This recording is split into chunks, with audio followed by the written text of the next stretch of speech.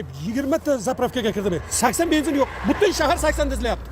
Yaxshi ham 10 ta 91 quyib olgan ekanman. Lekin 91 da ham 80 hidi kelyapti-da. Siz qayerdan bildingiz? Hididan bilaman-da.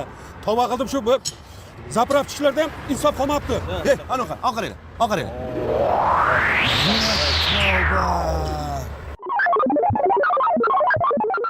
Innovatsiyani qaranglar.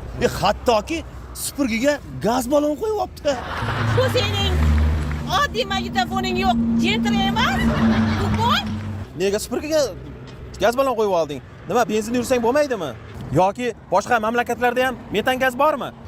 Boshqa mamlakatlarda benzin arzon va ko'p. Metanga hojat yo'q. Sizlarga uchib keldim. Metan arzon ekan.